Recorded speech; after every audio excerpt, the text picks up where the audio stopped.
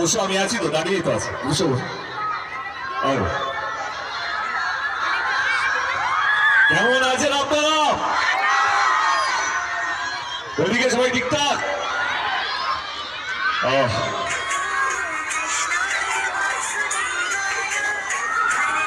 বলছি 23 তারিখে নির্বাচন, তাই তো?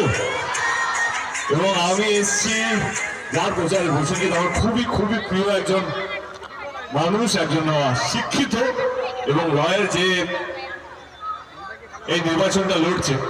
আমি ওর ভাই আপনাদের কাছে একটাই আবেদন করবো, কি নির্বাচন আসবে যাবে, তার সঙ্গে এসছো না, এদিকে সাইডে নিয়ে না, হারিয়ে যাবো। এসো, তোমরা চলে এসো, তোমরা এখন চলে।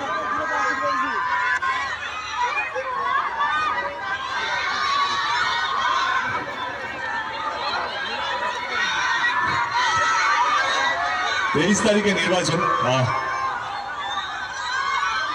2021-এ আপনারা আমাদেরকে অতটা ভালোবাসা দেননি, সেই জন্য আমরা হয়তো ওরকম ভাবে জিততে পারিনি এই বিধানসভাটা।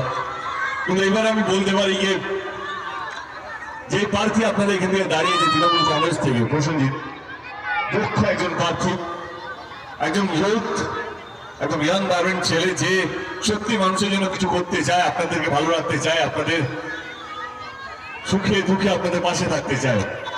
আসার সময় শুনলাম, ওর কাছ থেকে শুনলাম যে এখানে ব্লাড ব্যাংকের ব্যবস্থা নেই। আজকে ব্লাড ডেফিনেটলি খুবই খুবই ইম্পর্টেন্ট একটা জায়গা, রক্ত চাইলে তাড়াতাড়ি পাওয়া যায় না, তার জন্য ব্লাড ব্যাংকটা খুবই দরকার। আমি কথা দিয়ে গেলাম প্রসেনজিৎ যদি এখান থেকে যেতে, খুব শীঘ্রই হলো হাত ধরে এখানে ব্লাড ব্যাংক তৈরি হবে, এটা নিয়ে কোনো সন্দেহ নেই। এখানে বাস স্ট্যান্ডও নেই। আমি কথা দিয়ে গেলাম যে বাস স্ট্যান্ডও শুরু হবে যদি প্রসেনজিৎ এখান থেকে যেতে। দমকল নেই, আগুন লাগলে প্রাইভেট সমস্ত ব্যবস্থা হবে যদি আপনারা প্রসেনজিৎ আত্মশক্ত করেন। 23 তারিখে নির্বাচন। আমি এটুকু বলতে পারি, গ্রামে গ্রামে, ডিস্ট্রিক্ট এখনই সকালে 3টে সভা করে এলাম মুর্শিদাবাদ ডিস্ট্রিক্টে। পুরো বাংলা ঘোরা হয়ে গেছে ইতিমধ্যেই। এটুকু বলতে পারি যে এটার মধ্যে কোনো সন্দেহ নেই যে মমতা ব্যানার্জি চতুর্থবারের মতো শপথ নিতে চলেছে মুখ্যমন্ত্রীর। তো যারা ভাবছেন কি হবে, কে জিতবে, কে হারবে, আমি আজকে কথা দিয়ে গেলাম তৃণমূল কংগ্রেস গত বিধানসভায় 200-র বেশি আসন পেয়েছিল। এইবারেও 200-র বেশি আসন পেয়ে আবার চতুর্থবারের জন্য সরকার গড়তে চলেছে, এটা নিয়ে কোনো সন্দেহ নেই। 23 তারিখে নির্বাচন যদি আপনাদের মনে হয় কি আমার ভাই, আমার বন্ধু, আমাদের প্রার্থী প্রসেনজিৎ আপনাদের হয়ে কাজ করতে পারবে, তাহলে 3 নম্বর ইভিএম মেশিনের বাটনটা টিপে আমার এই ভাইটাকে বিপুল ভোটে জয়যুক্ত করবেন তো? Thank you so much.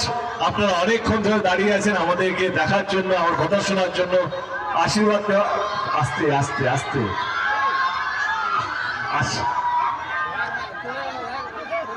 আশীর্বাদ করার জন্য, তার জন্য মন থেকে সকলকে ধন্যবাদ। নিজেদের লক্ষ্য রাখবেন। আমি কথা দিয়ে গেলাম প্রসেনজিৎ জেতার পর আবার আসবো গাজলে, বিজয় মিছিলে আসবো এবং আপনাদের সঙ্গে কারণ অনেক কথা হবে, রাজনীতির বাইরে কথা হবে, ভালোবাসার কথা হবে, অনেক কিছু হবে। কিন্তু আজকে আমার তাড়া আছে, আবার কলকাতা ফিরে যেতে হবে, কলকাতা আমার মিটিং আছে। ভালো থাকবেন সবাই, থ্যাংক ইউ সো মাচ। 23 তারিখে নির্বাচন। যদি আপনাদের মনে হয় আমার ভাই, আরেকবার যদি আপনাদের মনে হয় আমার ভাই ভালো কাজ করবে, তো ইভিএম মেশিনে 3 নম্বর বাটনটা টিপে প্রসেনজিৎকে বিপুল ভোটে জয়যুক্ত করবেন। Thank you so much everyone, ভালো থাকবেন সবাই, থ্যাংক ইউ।